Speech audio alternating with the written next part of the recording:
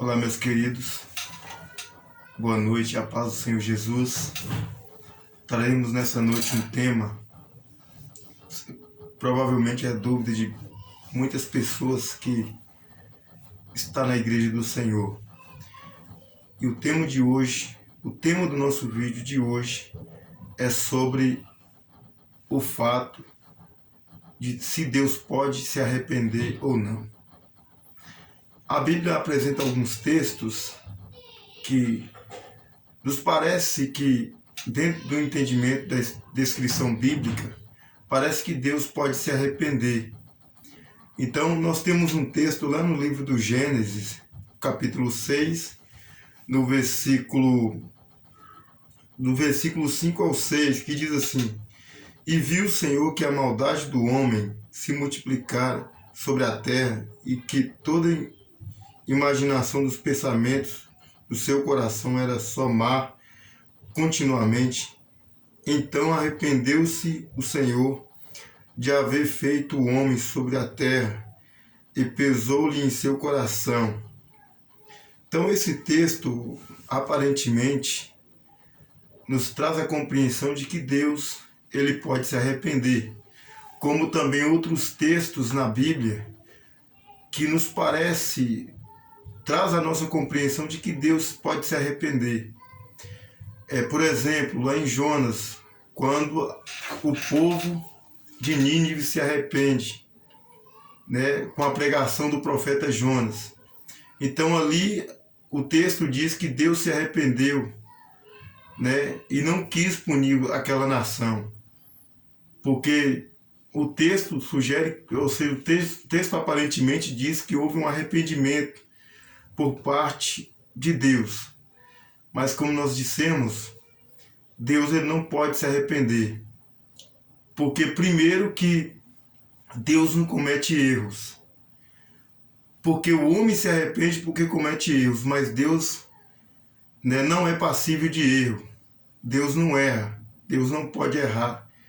Ele não pode negar o que ele é. Ele não pode negar a sua essência. Como um texto também que diz na Bíblia que Deus não é homem para que minta, e nem filho do homem para que se arrependa. A Bíblia é um livro que não se contradiz. Não há contradição na palavra de Deus. A palavra de Deus não tem contradição, não causa contradição. A palavra de Deus ela se explica por si só. Ela é a palavra infalível de Deus. Mas podemos considerar que a Bíblia ela possui duas linguagens, uma humana e uma divina. Ela foi dada aos homens por Deus, mas os homens, inspirados por Deus, escreveu a palavra dele. Então, não é porque foi o ser humano falível e finito que escreveu que a Bíblia contém erros ou contradição. A palavra de Deus não se contradiz. Nós vamos começar pelo primeiro pressuposto de que a Bíblia não se contradiz e que Deus não pode se arrepender. A Bíblia, dentro do conceito teológico, ela usa, teologicamente falando, porque Deus ele é um ser metafísico, mas ele também se apresenta de forma metafórica. Existem as expressões na Bíblia de um Deus metafísico, um Deus que se porta metafisicamente, mas um Deus que se porta metaforicamente.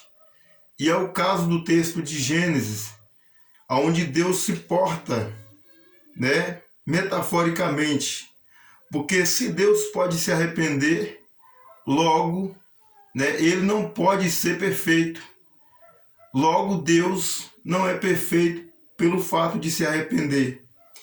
Mas o pressuposto teológico, metafórico que eu quero apresentar nessa noite, o primeiro pressuposto pelo qual Deus é Deus e ele não pode mudar o que ele é que a Bíblia usa uma linguagem chamada antropomorfismo.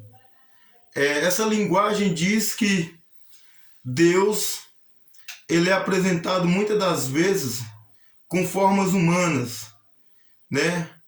Formas humanas são atribuídas a Deus dentro do contexto bíblico, dentro do texto bíblico.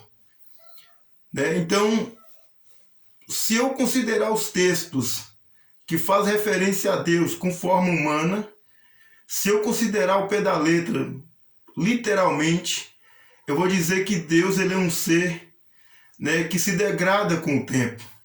Eu vou dizer que Deus é um ser mutável, que Deus é um ser que sofre com o passar do tempo, muda com o passar do tempo, e que Deus está sujeito a uma lei chamada termodinâmica, é a lei da degradação. Né? Então, se Deus tem corpo humano, expressões humanas, como a Bíblia sugere, logo Deus é um ser temporal, né? Habita na esfera de tempo. Mas a realidade é essa. Essa linguagem do antropomorfismo atribui a Deus, né, forma humana, rosto, braço, mãos, olhos. Mas a Bíblia diz lá em João 4:23 que Deus é espírito, né? Então o espírito, até onde nós sabemos, ele não tem uma expressão física, ele não tem uma expressão palpável. Então logo essa é a primeira linguagem empregada a Deus, que Deus é um ser, né, que se apresenta ao homem como tendo rosto, como tendo braço, como tendo mãos, como tendo olhos, como alguns textos bíblicos que apresentam, né, Deus dessa seguinte forma. Como, por exemplo, lá em Deuteronômio, capítulo 33, versículo 27, os braços de Deus. É como se Deus tivesse, mas na verdade é uma linguagem metafórica para se referir ao Deus dos céus. Né? Então, desta forma, para os judeus, para a hermenêutica judaica, né, quando o texto faz referência ao braço de Deus, ao rosto de Deus, isso é considerado dentro da hermenêutica judaica de kavod, a glória de Deus manifesta aos homens. Deus está manifestando a sua glória. Deus está manifestando o seu poder quando se faz referência a Deus, como lá em Isaías, né, 59:1. Eis que a mão do Senhor não está encolhida para que não possa salvar, e nem os ouvidos do Senhor agravados para que não possa ouvir. Então, são expressões humanas que fazem referência à glória de Deus. O outro pressuposto, ou seja, ainda dentro desse mesmo pressuposto, né, das metáforas empregadas acerca de Deus, existe uma outra linguagem que nesse mesmo ramo fala sobre Deus. Antropopatismo. Antropopatismo é uma figura que emprega a Deus ações humanas, né? Ações humanas a Deus, como sentimento, tristeza, ira, né? Então, essa linguagem expressa Deus dessa maneira.